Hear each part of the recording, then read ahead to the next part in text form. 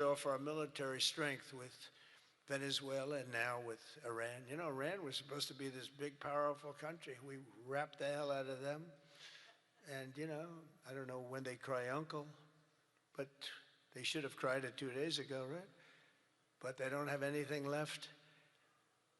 In our country, inflation is plummeting. Incomes are rising. The economy is surging. Our border is the most secure at any time in American history. And the murder rate is the lowest in 125 years. That's before my father was born. My father was born 6 years later than that. I don't know if he'd like me to say that. Never liked to talk about his age. He said, don't talk about that. But think about 125 years ago, 1900, the year 1900. The stock market has set 53 all-time record highs since the election. And it's going to go a lot higher as soon as we get rid of this stuff that we're doing right now, that we really had no choice. I mean, I asked people, I said, would you rather do this or would you rather go along nice and smoothly, but eventually have a catastrophe the likes of which perhaps the world has never seen?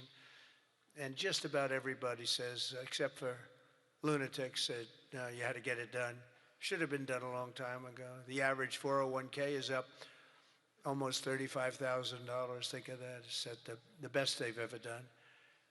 And I think you're going to see some real numbers when this gets, because this was always a dark cloud hanging over not only Israel, which was going to get wiped out.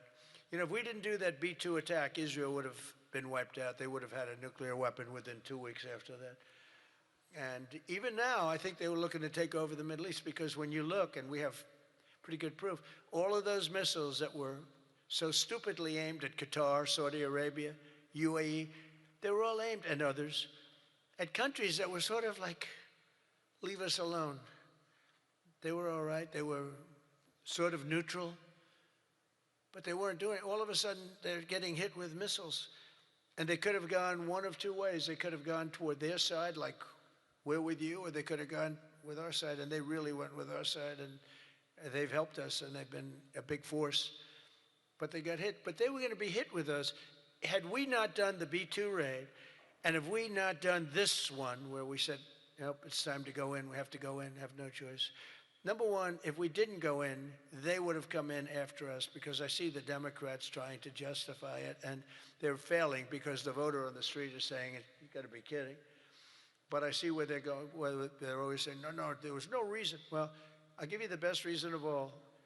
Within a week, they were going to attack us, 100%. They were ready. They had all these missiles, far more than anyone thought. And they were going to attack us. But they were going to attack all of the Middle East and Israel. And if they had a nuclear weapon, they would have used it on Israel. And this was going to be a major attack. And they had all of those missile sites and all those launchers that we got rid of, about 80% of them right now, by the way. Got rid of most of the, see, it's died down to a trickle. There are very few launchers left. What our military has done is amazing. They wiped out almost 20%, maybe 22, 23%, but the rest are going very quickly. And the missiles have been largely knocked out. The drones have been knocked down, and we're hitting where they make the drones. We know them all, and we're knocking the hell out of that now where they manufacture the drones. A lot of work, a lot of brilliant work, but we're going to have a much safer world as soon as it's finished, and it's going to be finished pretty quickly. With the help of our House Republican majority, we passed the largest tax cuts in American history, and we have to be talking about it. And with the great, big, beautiful bill, we delivered no tax on tips, no tax on overtime, and no tax on Social Security for our great seniors. And we did something else which is great that nobody ever talks about, Tom, and we have to talk about it. We made interest on auto loans fully deductible. That's never happened. We've never had that. You know, rich people always get deductions, but middle-income people, people that have to struggle a little bit, never did. But now they can deduct the interest paid against their taxes. We have one little proviso, and I put this on, it's very important, only if the car is made in America, all right? That's going to have a huge impact.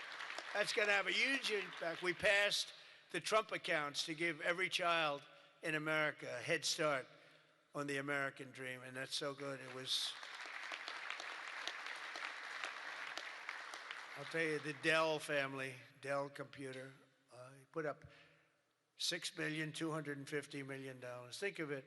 He started with very little, nothing, very, very little. Started making computers on his bed. And he said, yeah, people started liking them better than the ones from the store. And he never stopped. And he can write a check for $6,250,000,000. He said, and his incredible wife, Susan, they said it's the best thing they've ever done. He's so proud. He's going to do it again. Going to do more. And we have a lot of other people. A lot of very rich people are doing it. A lot of people that aren't so rich are doing it. They're doing it for their kids, but it's turning out. So a young child turns 18 or 21, and all of a sudden they have $100,000 in the bank. What a difference that is between having that and having nothing. And it could be more than that. It could be a lot more depending on what happens with the world. And we passed 100% expensing and bonus depreciation on all new equipment, factory construction and investments, and that's what made our first term. We had the greatest economy in the history of our country in the first term, and this one's going to blow it away. Again, we had a little pause, but it's not a very big pause. With your help, we also passed the largest regulation cuts in American history, ending the Green New Scam, one of the greatest scams in history, and massively increasing production of American oil, natural gas, and clean, beautiful coal. We brought coal back. You're not allowed to say coal without clean, beautiful. Got to be clean, beautiful. China uses coal. They're building about 65 massive coal plants right now. But China, great respect for China, but you know, they make all the windmills, right? The only thing they don't do is use the windmills. They make them. But try finding wind farms in China. There aren't too many of them. In my State of the Union address, I laid out an ambitious agenda that should be our roadmap this year, and it's starting with lowering the cost of living. You know, they gave us a mess. We inherited a mess, an absolute mess. And the mess was many things. They were bad with our military. They were bad with everything. I mean, I said, name one thing that they did right. They can't name one thing. But they also gave us very high prices. And then they said the word affordability. That's the first time I ever heard it. They said affordability. My first day in office, they said affordability. They're the ones that caused the problem, but we're really bringing down prices big. Do you notice you don't hear that word anymore, Mike? They don't say it anymore because we've brought down prices so much. So our message is simple. Democrats created the high prices, and our policies are totally ending them, and they're ended, and we're doing better. We're even bringing them down further. They'll be way down, and we're bringing, you know, if you go back into the last period, I would say, I think it's 2.5 months, 1.7% inflation. 3 months, 1.45% inflation. Think of that. Whereas they had the highest inflation in the history, the single highest inflation in the history of our country. Now, you know, I always say this. They say 48 years because I don't want the fake news to get me on this. They say it wasn't history, it was 48 years, that the inflation was the highest in 48 years. But I don't know, in some ways 48 years sounds even worse because it's very specific. Yeah. But they had the highest inflation probably in history, but in 48 years, we inherited that. One of the first targets must be the crushing healthcare. We have to crush and take over the healthcare situation, which we can do. For the first time, we can do it since the passage of the Unaffordable Care Act.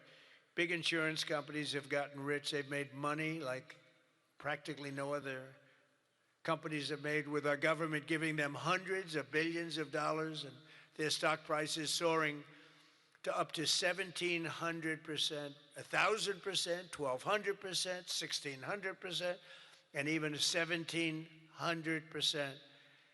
The government gave them essentially trillions of dollars. And I want that money to be paid to the person, not to the insurance company, and let them go out and buy their own health care, and people love it. People love it. You'll get better health care at a much lower cost, and they'll be sort of part of the system. But the money we spend is so much. We spend numbers that nobody could even believe. But the health care companies, because the Democrats are owned by the insurance companies, remember that. And so they have a problem.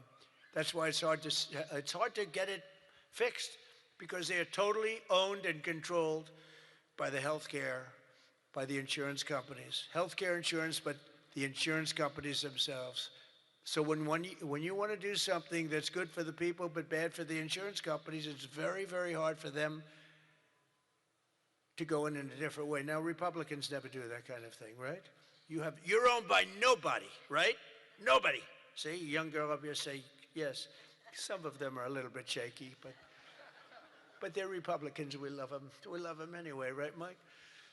But they are owned by those big, powerful insurance companies that are making a fortune, and it's hard to get them to do the right thing. They know what the right thing is. So we want the money to be paid directly to the people and let the people go out and buy their own health care. And people love it.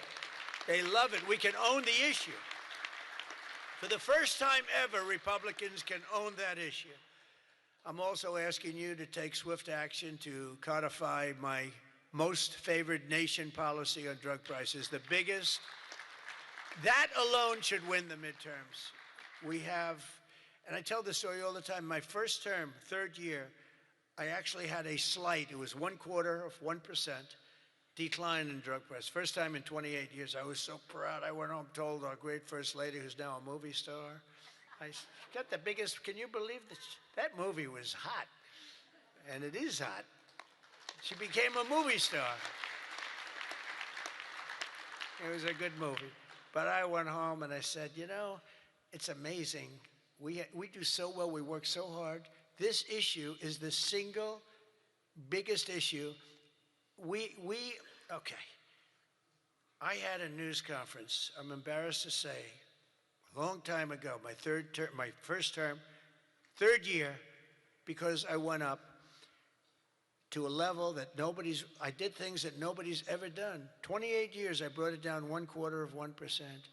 Now I brought it down 80%, 90%, 75%, depending the way it's driving the fake news crazy, because I say 400%, 500%, 600, depending on the way you want to talk about it, if you want to talk about pricing. But using a conservative number, what we've done is we paid the highest price for drugs anywhere in the world, and now we pay the lowest price for drugs anywhere in the world. We are tied for the lowest price. Whoever has the lowest price, that's what we pay. And I did that through tariffs. We had a little disappointing decision, to put it mildly, from the Supreme Court. Terrible decision for the people, but the good news is I have lots of other ways of doing the same thing. I just have to work a little harder. They want me to work harder, but we're doing the same thing with a lot of work. But I used tariffs to get this because I went to other countries. The drug companies were not easy, but I got them. And I said, we're not paying. We were paying for a pill $130 that in London and Germany and different places you'd pay $10. So we were paying 13 times more. They're paying $10, we're paying $130. And the drug companies, I called them in. We had a rough time, but it wasn't that bad. And they agreed because they knew that I couldn't get the countries. You had to get the countries to approve it. And I called up, and you've heard me say this a couple of times, not often, but I called the countries up. I called up France. I said, Emmanuel, you have to cut your good friends from America a reasonable deal. What's happening is you are paying a tiny fraction for drugs. No, Donald, I cannot do anything about that. I said, you can. He said, no, I will not do it. I will not do it. Because he'd have to raise his pill from $10 to $20 and maybe even $30. Ours would come down from $13, $130 down to $20. Think of that. From $130, that's what you're going to get. From $130 to $20. But he has to double his price from $10, and they were the boss. I said, no, you will. No, Donald, I cannot do that. And I heard this from all the other countries, too, very elegant people. And they were saying, no, we cannot do this. We will not do this. I said, yes, you will, 100%. No, we will not. Because, they have to double up their prices. And I said, well, here's the story. If you don't do it, I'm going to put, in the case of Emmanuel, I said a 100% tariff on all wines and champagnes coming into the United States. No, Donald, you cannot do that. I said, I've already got the legislation. It's right in front of my desk. I'm going to sign it. Emmanuel, he said, Donald, I will agree to this. So he agreed. Everybody agreed. I got every country to agree. And now you've done something that no other president could have done. No, I don't want to brag. But, you know, they've said this about a lot of things. No other president could do some of this shit I'm doing. Yeah. No other president. The things I'm doing, nobody else was going to do it. They say it all the time, sir, could you do this? You're the only one can do it. But we got it done, and we got the countries to all go along. Because I said, if you don't do it, I'm going to raise your tariffs to 200%, to 150%, and that's 10 times more than I'm asking for. And every single one, if it took me 5 minutes, that was like a long time. I was doing badly with that one. So now we have most favored nation pricing into permanent law, and you should codify it.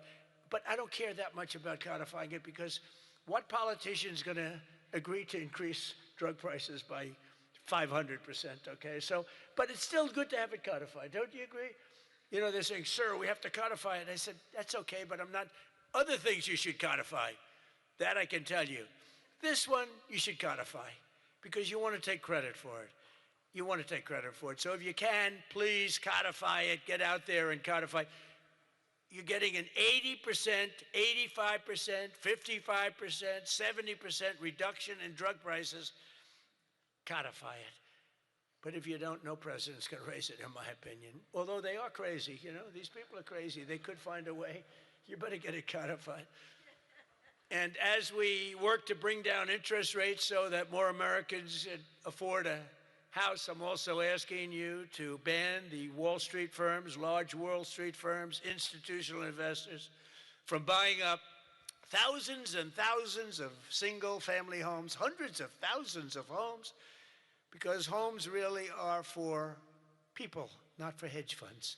We want to get the market out so they can do it, and we're stopping it. We want people to be able to buy a house. It's the American dream. Buying a house is a part of the American dream. And we must also stand up for the safety of our citizens. One of my guests at the State of the Union was Anya Zarutska, the mother of beautiful 23-year-old Ukrainian girl who was stabbed to death on a train in North Carolina by a deranged criminal, arrested more than a dozen times. And I had the mother, as you know, at the State of the Union, and she was devastated. Beautiful woman, devastated, uncontrollably devastated.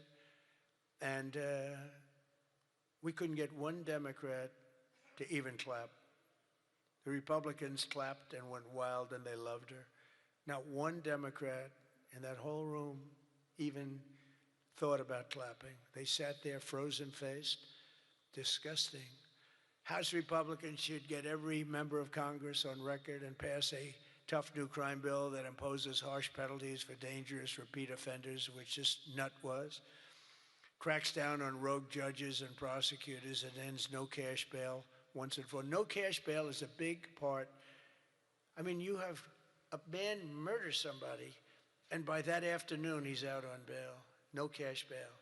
It's a huge problem. We also need to end deadly sanctuary cities, and you have bills before you now, and you're working on things, but hopefully you can do that, Mike, because it's terrible. They're sanctuary for criminals. That's all they are, sanctuary for criminals. They fight ICE all the time. That was the problem up in Minnesota. They had a lot of criminals in there.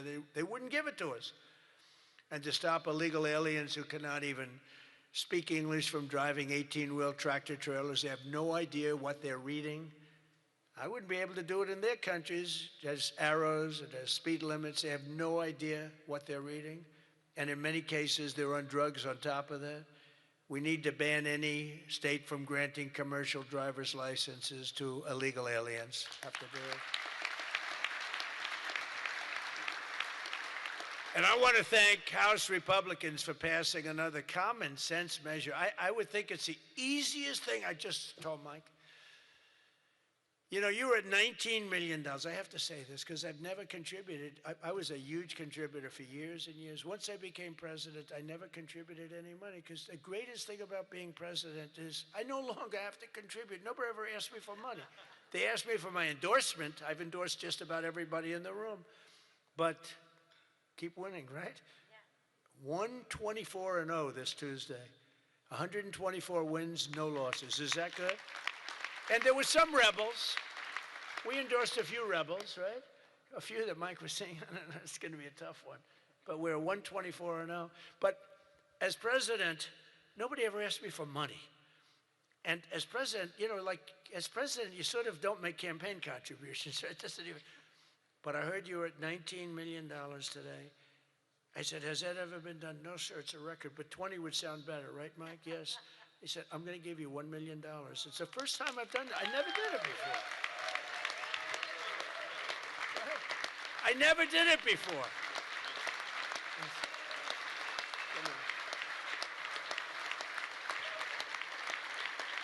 I never did it before. Now I'll be hit up by every political group, every Republican running. Sir, can I have some, give me a little cash. I'll have Emmer come up to me and say, how about a little cash for my campaign? I will no longer have the excuse that as president, anyway, no, but we had to hit the 20, right? We had to hit the 20. That was a hell of a thing. You beat it by a lot. You beat the record, the previous record by a lot. But I want to thank House Republicans for passing another common sense measure, to me the easiest of all, the Save America Act, to protect our sacred American. Look at this.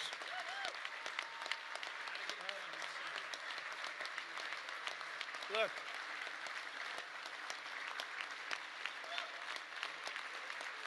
It's the easiest thing we have. I can't, it's the easiest thing we have.